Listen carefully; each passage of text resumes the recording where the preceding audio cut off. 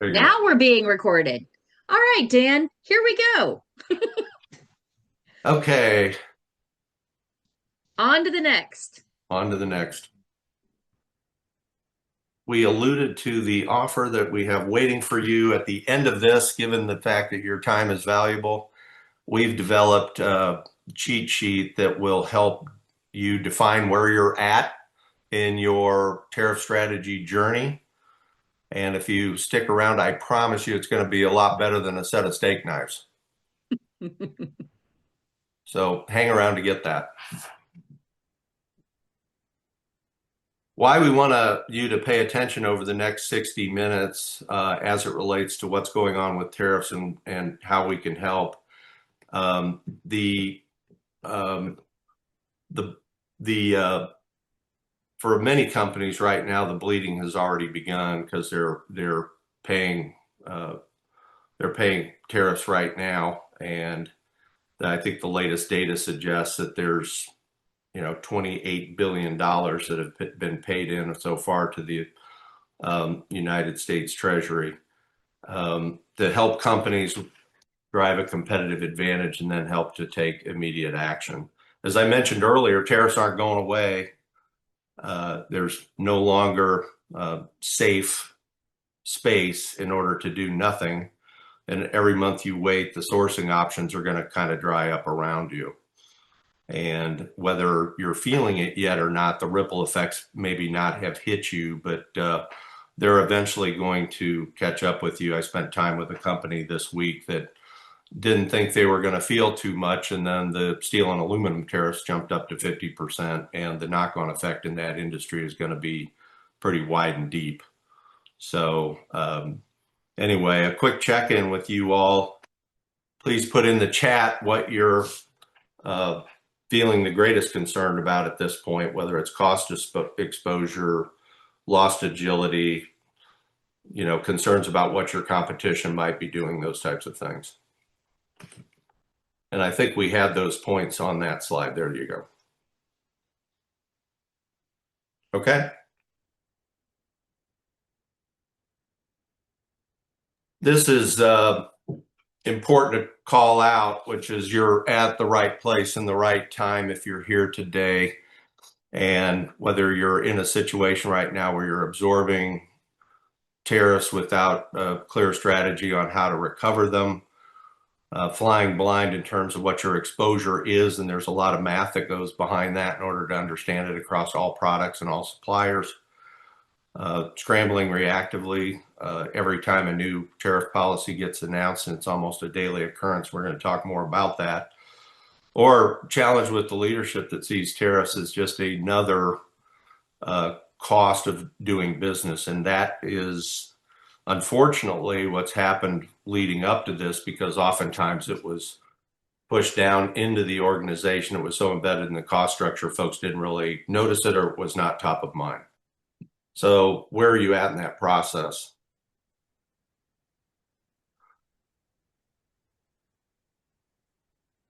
I'm here to help you. I've been doing this for several decades and directing supply chain operations globally, and spent 12 years over in Hong Kong. So this is not my first rodeo in terms of dealing with multiple tariff cycles. And I was involved with China plus three before it was China plus one, and before it was Hong Kong plus one. And it was about diversification of key categories of product while you were still living with potential 301 tariffs and that type of thing. And I even spent time in Washington as part of Chamber of Commerce delegations lobbying on behalf of China's trade status. So we don't have time to get into those stories today, but would be happy to at a later date if someone's curious about what that was like. Every day there is a new headline. Think about everything that's just happened in the last week. It started with, well, the tariffs were put on hold by one court. It was reversed the next day. Then we got into a back and forth with China. Hey, they're not living up to the Geneva agreements and what they're not living up to, and some question about that. Further export restrictions, New tariffs are hitting. India quietly has reduced their duties on U.S. goods, and the EU is reopening negotiations. And the UK is saying, hey, I thought we had an agreement. No, we really had a framework. And now, geez, this steel and aluminum thing's hitting us harder than we had anticipated. And U.S. retailers can get hit pretty hard. And I know of one here recently that got hit with 25% just because they had a classification mixed. So one missed classification can be millions of dollars. And for a lot of organizations, staying on top of this is difficult, and fatigue is beginning to set in. And if you're attacking this strategically, it becomes less of a concern. Up to 150% tariffs on China, and they're being singled out. It's proven to be one of the larger areas in terms of the tit for tat. And many people don't realize this, but back in the first administration, the Trump administration spent 2 years negotiating new tariff agreements with China, and after 2 years, they walked away. So this is going to be an ongoing issue in terms of resolution. The key issue here is these levels of tariffs are not sustainable. And part of what the administration is doing is they're basically saying that these categories are exclusionary at these levels. So it's sending a signal to these organizations that are in this space, you better figure out what your supply chain strategy is to be able to mitigate this in the long term. But part of the challenge is it takes time in order to mitigate some of these issues. And the back and forth is going to continue, I think, for some time. So who's in the middle of this day-to-day back and forth in terms of, for your business and your customers, in terms of what your response should be? It's difficult to stay on top of, but, you know, most recently here with what's happened with steel and aluminum. And today, interestingly enough, is when all the countries are supposed to respond to the Trump administration in terms of their best offer. And it's going to be interesting to see what comes out of that. Well, here we go. This was China's response. And it was, you know, basically, hey, we're going to slow roll the rare earth exports in retaliation for these, the threats that have been leveled against us. And there's quite a bit of this that can go around between all the participating companies. The U.S. is hitting supply chains where this hits the, you know, our supply chain where they're most exposed because China is dominant in this space. It's really not about retaliation, it's about leverage. And China's got a lot of leverage in this space. So the back and forth is going to continue. And even when we feel like we've got agreements or frameworks, there's a chance that they will not hold because there was a misunderstanding or one party decides not to implement those agreements. So that's why the resilience must be built into this and not necessarily negotiated along the way. And the companies that are winning are the ones that are not waiting for clarity, but they're building that now. EU and India are adjusting their strategies, and this is an interesting part of this because these are two groups that are trying to align and kind of be first to the table on trade agreements with the United States, and that's important. EU's got a challenge because they're representing 27 countries with varying interests, but both of these groups are attempting to pivot fast and bring about more competitive diplomacy as they work through this. And if nations are realigning, companies need to do the exact same thing. And for companies out there, they should, you know, shape your sourcing map as you get through this. And who are the countries and groups that are falling into that trusted category? Are they drifting into more high tariff categories? And I'm telling everyone right now, it's probably best to assume at a minimum a 10% tariff, and then beyond that, reciprocal, and then what would be retaliatory. And I'd like everybody in the group to remember the number 3, because we're going to touch upon this as we get further into this discussion. So what's normal? The normal of globalism and predictability, it felt like, geez, declining tariffs, stable trade agreements, just in time everything. That was what kind of was predictable. The new normal is more strategic volatility, trade being used as a lever strategically, politically, and sometimes unpredictably. And, I've told folks this might be the new lever, and there could be fewer financial sanctions brought against people that are in the strategic competitor category. But agility is really the new normal. A company that's doing great in terms of a long-term view and how they run their supply chain is Apple. They're a great company in terms of how they attack that, and they already moved some of their iPhone production to India, and they're probably going to ramp it up more as a result of what's happening with China. The biggest shift that I see happening right now is that this is becoming a huge C-suite issue for organizations in terms of how they tackle this. Pricing, sourcing, what's a competitive advantage? And the big companies are paying people to look around the corner in order to help them with this and create a supply chain strategy that's truly a competitive edge. My goal is to make those issues more accessible to small to mid-market companies and give them a right-sized solution to really help them navigate all of these supply chain complexities. So that's my goal in terms of what I hope to do. No response is a response, and companies now, if they wait too long, they're being punished. A recent example was a furniture company that had outdated HTS codes. They overpaid their duties. An auto parts company that was delayed reshoring. Their competitors got in front of them. Capacity got utilized, and they missed out on a key supply chain issue that they could have deployed.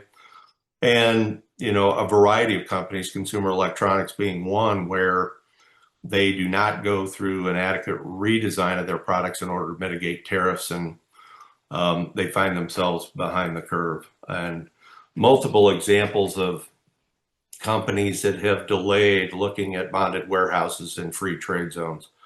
And now bonded warehouses are at capacity. There's several of them out there, but many of them are full. So what's been your default strategy? And this is another area where feel free to enter into the chat, but I see instances where it's being passed on and hope for the best, absorb and take the hit, push back on existing suppliers, which oftentimes doesn't work, or do nothing. And, we could maybe point to a company as large as Walmart where, they are heavily leveraged in China and have said, we're probably going to have to pass more costs on to our customers. And this is in an environment where their gross margins are 25% and they make about $2.5 billion per quarter. So I don't know how that's going to work. And, Home Depot and Lowe's responded in a different manner. And now are they going to have to revisit that because of the ripple effect that's happened with steel and aluminum? We'll just have to wait and see. I generally put companies into 3 categories regarding their level of strategy deployment. First is immature and reactive, and I'll go through the detail of that. Second, mid-range and more tactical. And third, strategic. It's really important to note that as you move along that continuum, you're going to be in a much, much better position in terms of how you're mitigating costs, how you're responding to the unpredictable nature of this and what it means for the resiliency that you build up within your supply chain and with your companies. The 3 points that I mentioned before, the number 3, it now becomes looking more and more obvious that the Trump administration is trying to put their trading partners into various buckets. One is preferred, one is conditional, and the other is strategic competitors. And countries are going to be able to move between those categories depending on how they align with U.S. interests. And so it's important to not only factor in that, but where you think you're going to be sourcing from and where you're most likely to land regarding those categories that the Trump administration is going to put companies or countries into. And I've got a working hypothesis on who's going to be where, but for the purposes of this discussion today, we're not going to get into that. But when it comes to moving an organization through these continuums, there are very specific steps to do this and very specific things within each of these that we'll cover here.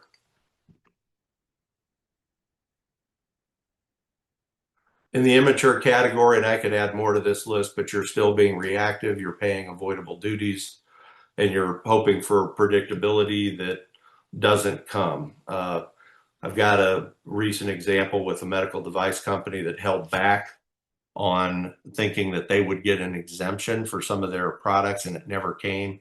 And they missed a critical window to address it in terms of redesigns and other tariff mitigation strategies.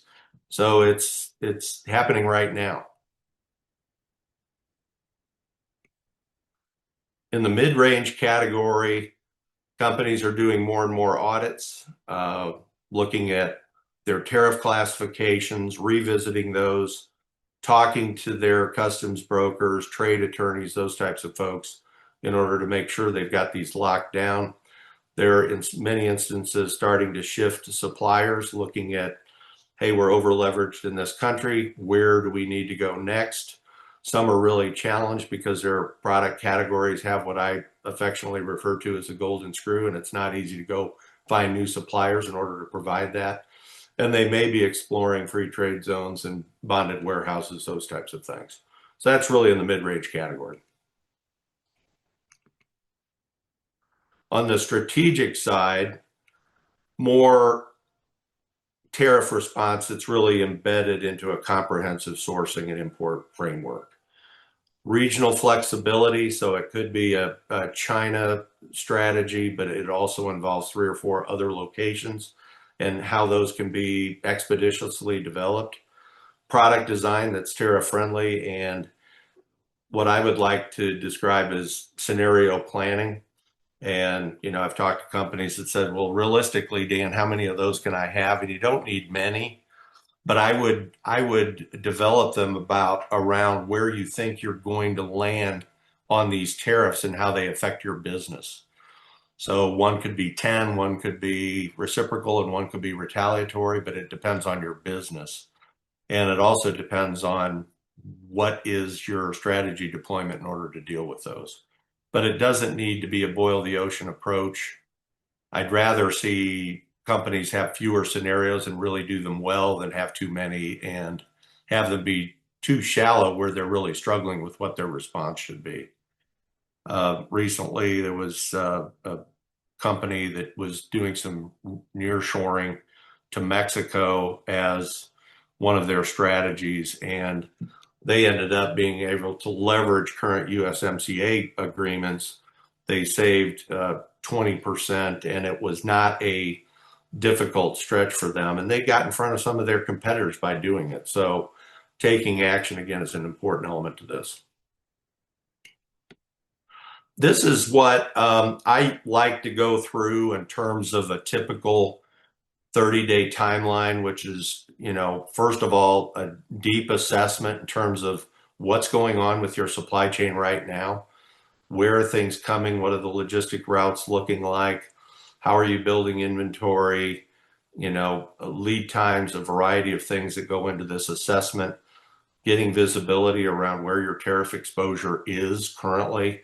Doing the math in terms of what that means to your product categories and the cost of doing business for you, and mapping that exposure out, revisiting all the tariff classifications, which is, you know, cumbersome and it takes time, but it's an important element of this, and then reviewing contracts to see what elements are in place or not in place and how those need to change. It's really intended to be a rapid scan of your trade risk that we're in a position to help clients with. These are elements of the playbook, and there is a list that could be added to this that is quite significant, and this can be continue to shift in coming days. But I mentioned earlier that bonded warehouses are becoming at or near capacity, and I've had questions recently about, well, Dan, if I wanted to take this building that I'm already in and turn that to a bonded warehouse, how does that work? Well, it takes about 3 to 6 months to spin that up, and it's pretty expensive. So what are the pivots that you can take to potential other options, and how will those manifest themselves in the coming days and weeks? The key is this is happening, it's not going away, and you really need a playbook in order to deal with it. So your 90-day action plan, first and foremost, diversify where you can. This is absolutely critical. What does your manufacturing look like, and how do you create options in terms of that? Bringing production back is oftentimes not easy. The statistics would indicate now that bringing manufacturing back to domestic production can oftentimes be well north of a 40% increase in cost if you're even able to do it. But the biggest one is integrating trade into C-suite planning, which hasn't always happened with many organizations. And days matter. You can do a lot in 90 days. You have options, and the options can make a big impact on your bottom line. So take steps now. Trade volatility is permanent. It's not going away. As countries and industries are going to continue to evolve in markets, administrations will try to make sense of them in the short term and long term. I personally think this will calm down when there are frameworks and agreements in place with enough countries where about 90% of the trade deficit is accounted for. But again, as we alluded to earlier, what's an agreement and what element of it will hold? And if something is called out where somebody hasn't lived up to an agreement, then you can expect more volatility to be introduced. But it's very possible for even small to mid-sized companies to be well ahead of this curve in the 90 to 120 day mark if you just follow the action plan that we've developed. This is very important for people to realize, and I get this question a lot. Strategy is not differentiated based upon the size of the business. The winners aren't necessarily the biggest. They're the organizations that are making efforts to become more strategic, and they're becoming more adaptable. You don't need a global footprint and to be a large multinational company in order to build leverage. You really do this through clarity and speed and your willingness to act. Mid-market companies, with some of the examples that I shared today, are already winning with six-figure savings, significant double-digit duty percentage reductions, and how they share those insights and how they move to work forward. And it's not, you don't just have to be a big multinational in order to do this. These can be companies like yours, and the opportunity is real, and it's really available to organizations now. And you don't need to solve everything. You just need to take steps, and small movements help to get you into that competitive mindset and create a more resilient framework. So I always tell people, what are the small moves you can make in the next 1 or 2 weeks that will begin to move you along this continuum? And what do you think you can pull off? Because those steps are important, and it's absolutely critical for organizations to do it now. Doing nothing is a competitive disadvantage. That's certainly true. The tariff volatility is here to stay. The headlines may change, but the direction is clear. More fragmentation, more exposure, more opportunity for organizations to be proactive. Doing nothing is a decision. It's certainly one that's guaranteed to put you behind. And while others freeze, you can continue to build out your competitive framework. And you don't have to figure it out alone. I'm here to help companies through that time window of 30, 60, 90 days from assessments to execution, and to help them turn volatility really into a competitive advantage. And if your folks are ready to move forward, whether you've got organizations that you're supporting or you're in the leadership structure of organizations, I can certainly help you build a plan and help you move faster through that so that you've got a competitive advantage. And these really aren't table stakes that we're dealing with anymore. It's time to generate a serious advantage, and one that many organizations need to step up and try to take advantage of. Do you want to cover this, Brendan? Thank you so much, Dan. We've gone through a lot of information, and I know that there's questions that have come up. So we Yeah. are going to take a few minutes for questions, but I'm going to let you all know that in the coming days, you're going to be receiving, you're going to get this recording. I'm also going to share the link for the cheat sheet that I mentioned, or that Dan mentioned a little bit earlier. And also, we'd like to invite you to an ongoing conversation about what we're seeing as options that companies can take right now in order to leverage some of those competitive advantages. They may feel like slight edges, but they're actually, in a lot of cases, that slight edge can make a huge impact in how things turn out at the end of the year.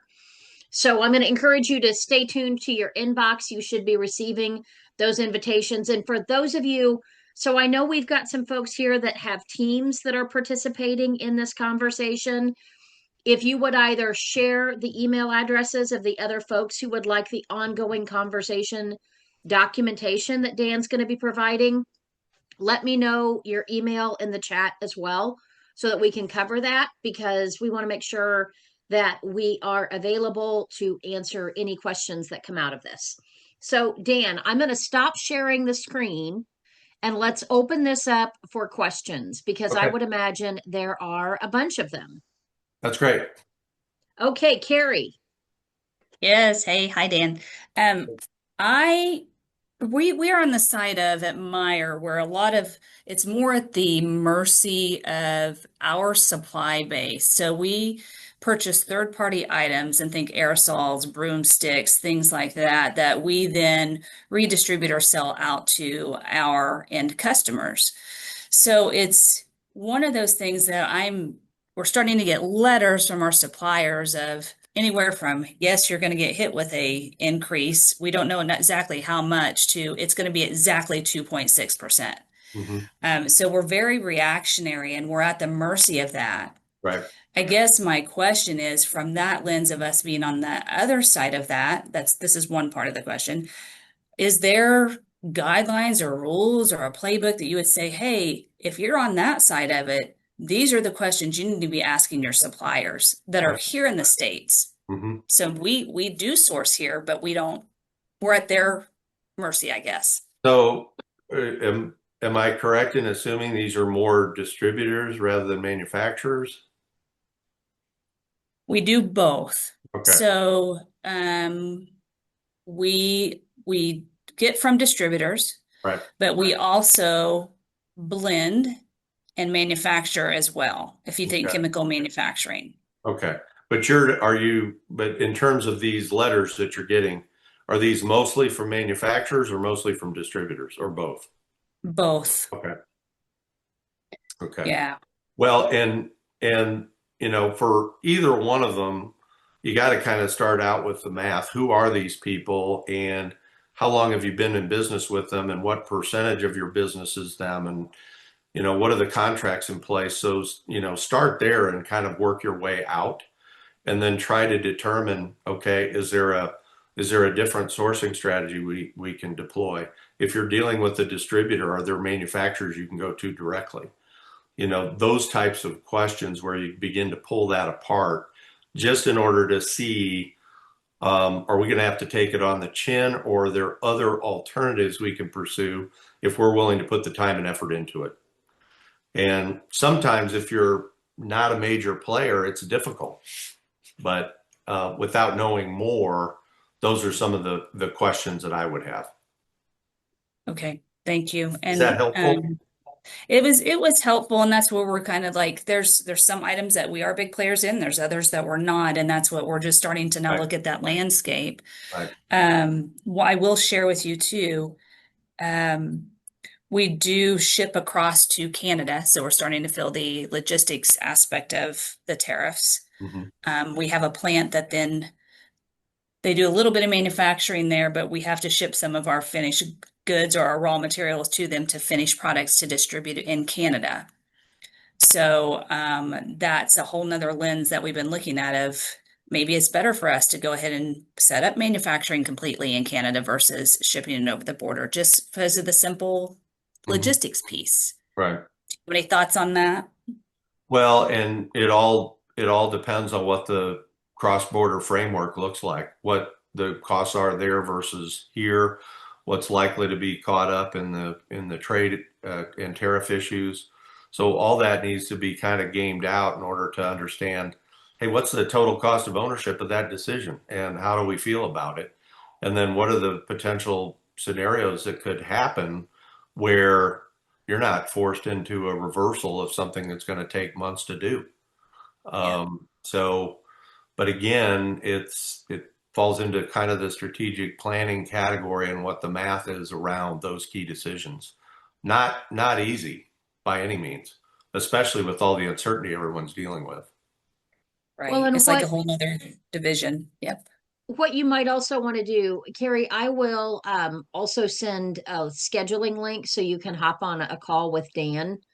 And it Perfect. might be good for you to actually spend a little bit of time doing just some talking about different scenarios to evaluate which might be the right direction for you to consider moving forward and building your strategy. Because I'll tell you, he is invaluable at being able to pull the insight and ask you questions about things that can create the unintended consequences that we want to avoid. That's part of the reason it's great to have somebody that has the decades of experience that Dan does. And he's it's good insight that's available to us now. So Hey, you had me at Dan Kraus. I'm good. We're gonna get connected on this. So yeah. I talk to Carrie once in a while. This will be Yeah, just fun. everyone. Yeah. All right. Thank you. Appreciate Awesome. it. All right. So Nita's got a question. Nita. Okay. Hi, thank you, Dan. It was very informative. So obviously, after listening to this, as you know, that we are in the market in the solution for M2B and M2C type of solutions. Right. And one of the key thing that I can't quite, I go in circles and I just talk myself into it or out of it. But how does the first sale scenario work out in this new tariff situations and M2B and M2C, especially with the lens of e-commerce, if you will? And that is a really interesting question, because there, while you sit there and think about e-commerce and direct to consumer business, which you're supporting long distance, and for those that don't know what we're talking about, when you get a package at your house that you bought from an e-commerce supplier online, and it's international postage or DHL, that's direct to consumer offshore. And in that particular instance, I guess the question really resides is, is there a first sale component to that, to whoever is acting as the middleman? And is the middleman, now I'm almost 100% convinced that if you guys are working with companies to set up fulfillment centers offshore, you are not the first sale and cannot be a buying agent for the ultimate buyer. Because I've heard of instances where companies have been tried to pull that off, and it's a bridge too far, and I wouldn't even encourage anybody to attempt that. very, very difficult. But is that part of the question you're wrestling with? Yeah. So Okay.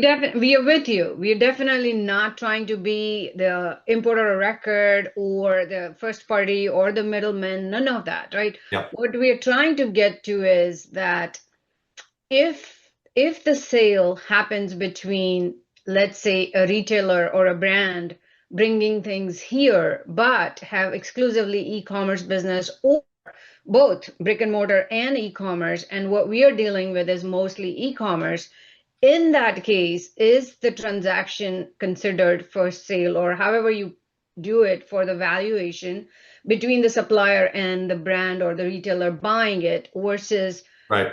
that item is ultimately sold to the consumer either before importing it or during importing it or after importing it. And that's where the crux of that first sale goes.